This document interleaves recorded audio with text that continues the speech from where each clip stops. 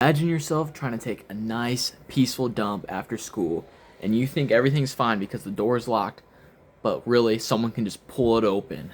This is the exact problem I have with this door here. I was trying to use the restroom, and my sister came, and she just like pretty much yanked it open while I was in the bathroom. So if you can see at the top, this is a sliding door, and there's a lock on the inside.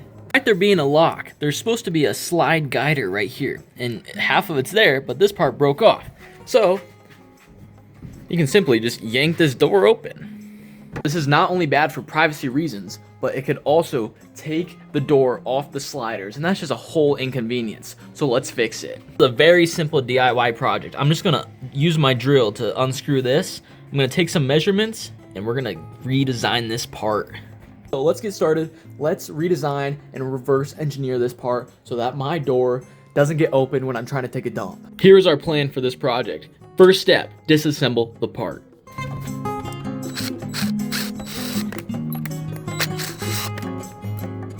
Okay, we have the broken piece disassembled. And I don't know if you can tell, this is where the break happened. There's originally like a wall like this that held the door in place, but it broke.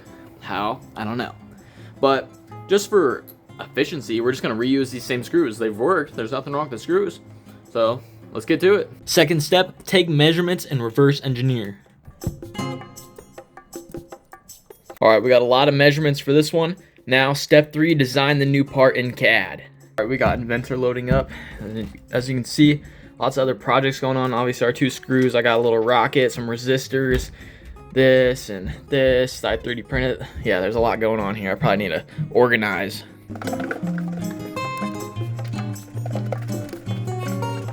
Okay, here's our prototype in CAD. So it is slightly different, as if you can see, the holes in here are more rounded, mine are more square, but the dimensions are the same, so it should work out fine.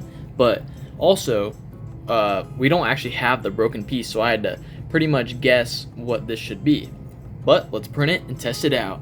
Okay, we got this guy on the printer, and it's gonna take about 27 minutes, and on Bamboo it says it's gonna cost about 10 cents worth of filament, so not bad at all, really. Okay, here we go. We got the piece. Now let's take it off. But remember, never use the forbidden tool. If you know, you know. I got stitches.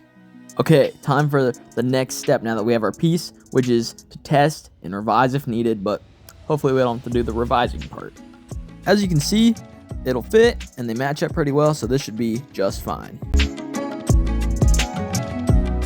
So I realized that because I designed this piece so you can't actually pull the door open anymore, I had to take this off the guiders so that I can actually screw this in. Okay, my dimensions might have been slightly off because as you can see, the one screw doesn't quite go all the way in, but I think it'll work just fine.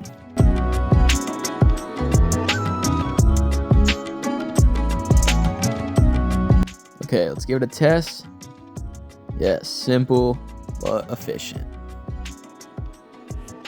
I could have made it so the wall was a little tighter to the door so it doesn't swing. There's a little bit of swing, but it's really no biggie and it actually works just fine. No one's gonna be pulling this door open on me while I'm using the restroom.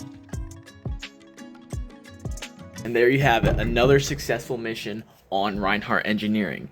And this video is to showcase how you can do stuff yourself at home, fix things that maybe you can't really find the actual part, and instead of living with inconvenience, you can actually fix and do things your own way. So that being said, that was fixing my sliding door using engineering. Check out some of my other videos. I fixed my drum set, I fixed my toilet, I fixed random stuff.